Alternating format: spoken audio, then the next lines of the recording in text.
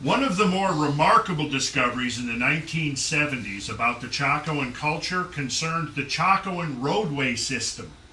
Archaeologists have discovered nothing like it anywhere else in prehistoric North America.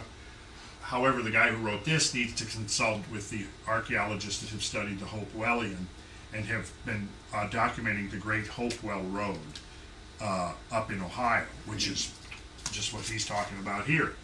This network of broad, straight, well-engineered roads is more than just an archaeological curiosity. The extent of the roads across vast segments of the San Juan Basin has vividly demonstrated that Chacoan culture was not confined to Chaco Canyon itself, but was spread over a large portion of what is now northwestern New Mexico. The effort and coordination that went into the building of these roads raises even more questions about the social organization of the society that built them. The Bureau of Land Management archaeologists examined much of the North Road in detail on the ground. This is a great roadway that leads out of Chaco Canyon. The Pierre's Ruin area, about 12 miles north of Chaco Canyon, produced some interesting discoveries. These finds confirmed the North Road's connection to a remarkable set of structures in the vicinity of Pierre's Ruin.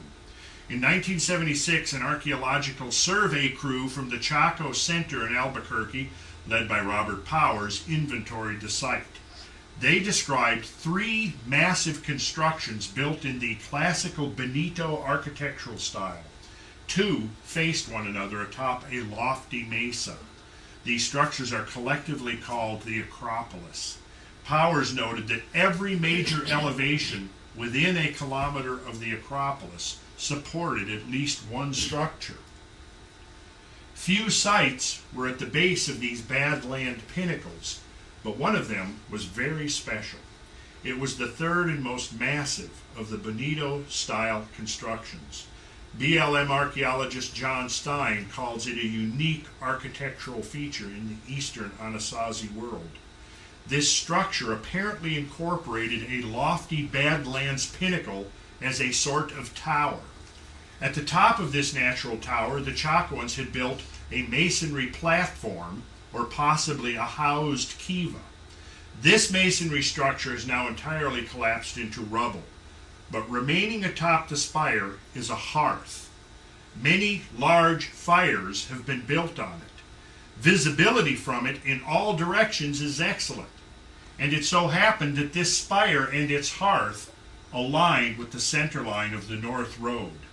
The BLM archaeologists have named the Badland Cone and its apparent signal tower El Faro, the Lighthouse.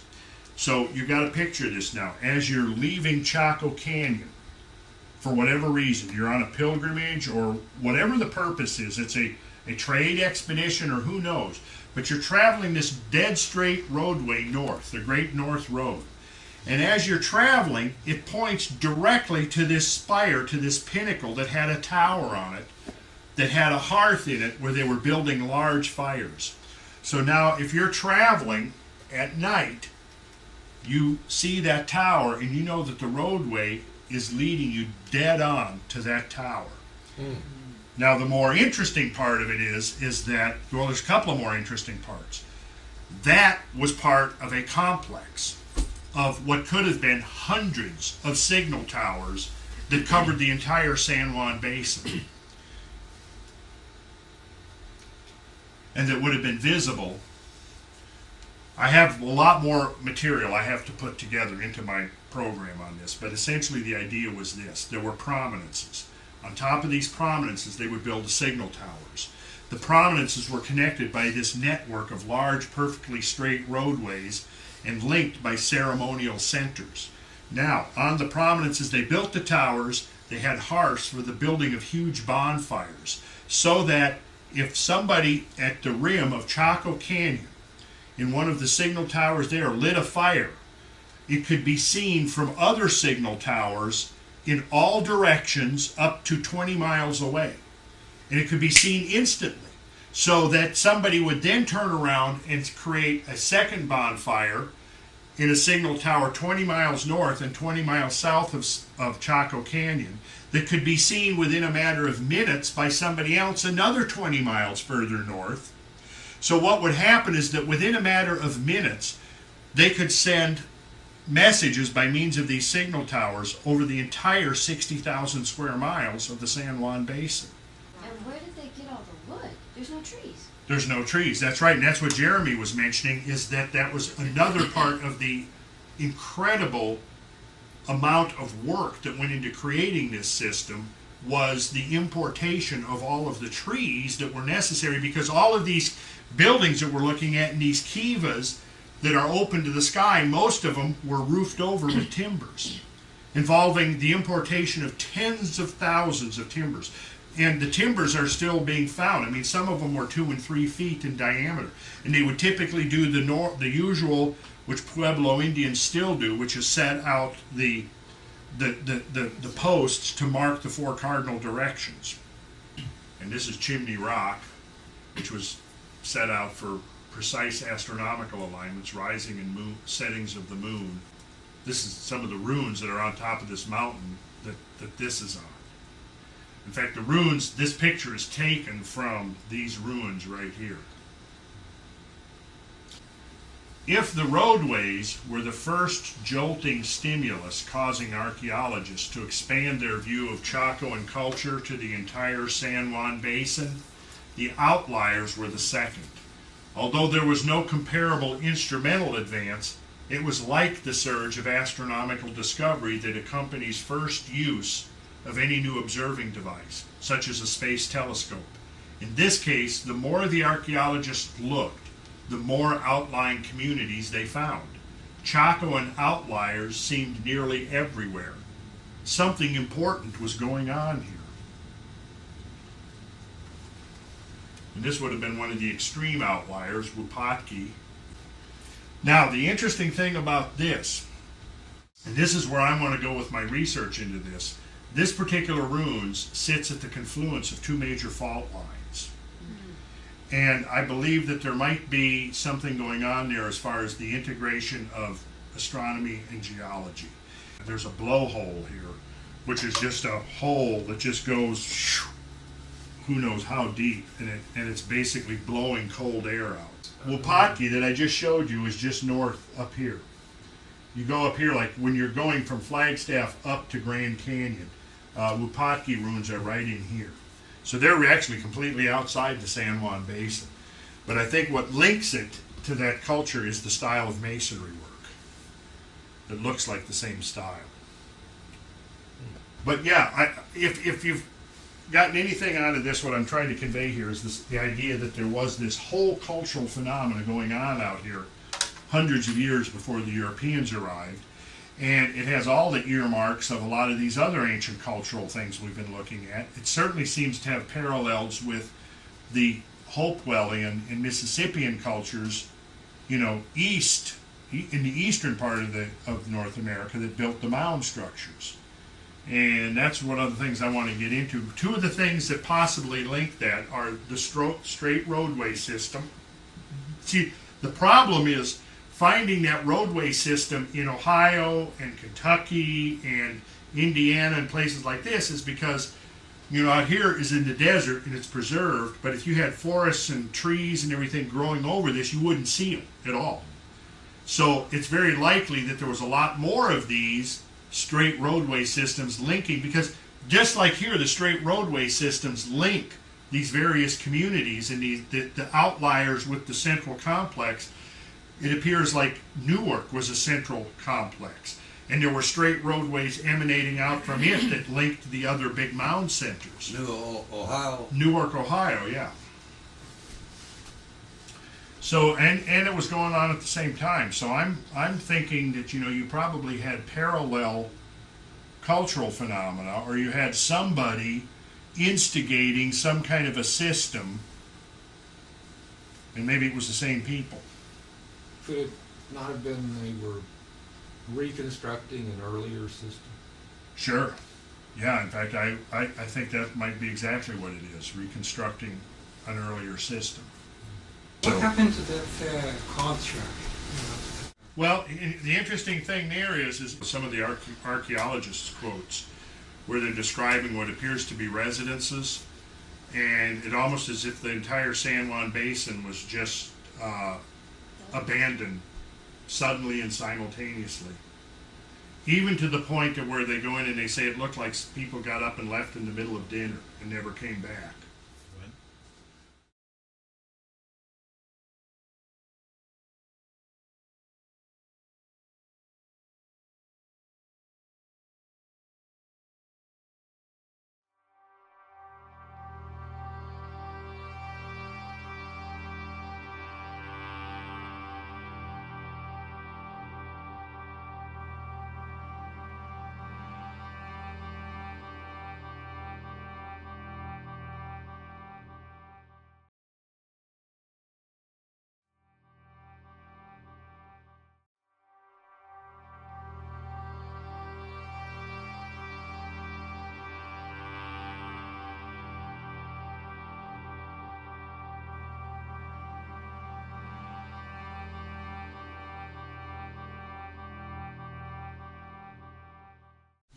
Now you know what this was?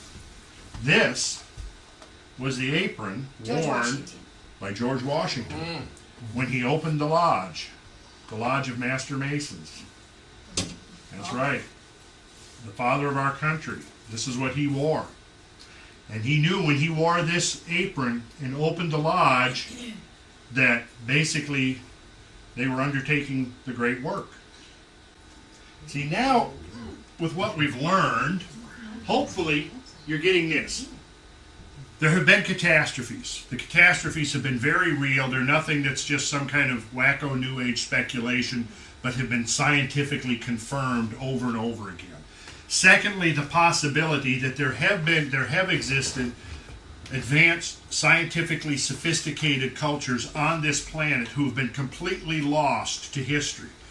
The reason they've been completely lost, we now know, obviously, is because we, even 20 or 30 years ago, did not appreciate the magnitude of these catastrophes that have constantly reoccurred throughout the last couple 100,000 years that we humans have been occupying this planet.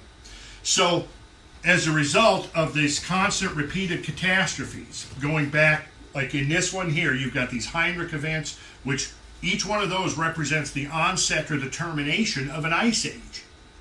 Well, the onset and termination of an ice age, as we now know, involves temperature changes of up to 7 to 10 degrees Celsius, which is 15 to 18 degrees Fahrenheit in less than a decade. Well, I can guarantee you that if we underwent a climate change of 8 to 10 degrees centigrade in the next 10 years, it would essentially eliminate what we think of as modern civilization. I mean, our whole infrastructure would collapse. We would not be able to keep it. It would create so much confusion and consternation and social dislocation that essentially this whole network, this interrelated network that we've created that's now linking the whole planet, would essentially be rendered extinct. People would still exist. People would go on. But we wouldn't be living in an advanced culture, because the advanced culture is totally dependent upon a stable climate. You take the stable climate away and the agricultural infrastructure collapses, all the rest of it goes with it. So we know scientifically now why there could have been scientifically sophisticated cultures that have been lost. Okay, now as a corollary of that, there have been, shall we say, esoteric orders or brotherhoods or mystical organizations, however you want to think of them, whose main purpose has been to preserve and transmit these traditions of this lost knowledge. Not only the knowledge, the scientific knowledge that was within the purview of these cultures, but also the knowledge of the great cycles and the great events that have caused the termination of these cultures. In other words, here they are preserving this body of lost knowledge. Well, part of it is, why is the knowledge, or how did the knowledge become lost in the first place? Don't you think that some of these civilizations are smarter in a lot of ways than we are, even scientifically? I mean, Oh, yes. usually And it makes because, sense that and it Elizabeth, is. the proof of that is that we're here. We have not become an extinct species. The reason we haven't become an extinct species is because we humans have intelligence. We have foresight. And with all of the, when you start looking at all of the traditional accounts of these great events, if we turn to the most familiar one, the Judeo-Christian tradition, it's the same as what you find the world over. You have one man or family or one group that is singled out, and for whatever reason and by whatever source, they have access to knowledge that somebody else doesn't have. They have access to this certainty that something is going to happen, and the rest of humanity either doesn't have the knowledge or they don't care. It's the same in the traditions of the Hopi Indians. It's the same in the traditions of the Greenland Eskimos. It's the same in the traditions of the Mayans. It's in the Greek story of Deucalion. It's in the Sumerian story of Xisithris and Utnapishtim. It's in the story of Noah. It's in all of them. The idea that there is this catastrophe, but it is known to some. And because that group, that favored group or those favored individuals know what's happening, what's coming down, they are able to essentially bridge the gap between one world age and the next world age. And they serve a very special function within the whole human role on planet Earth, is that the Noahs and the Deucalions and the Utnapishtims, they bridge two world ages. They're born into one world age, but they conclude their life in a whole new world age, a whole new order of nature that has been inaugurated by these great shifts, almost certainly as a result of cosmic events. So, as a corollary of this, then, we have the idea that this information has been preserved and it's been transmitted.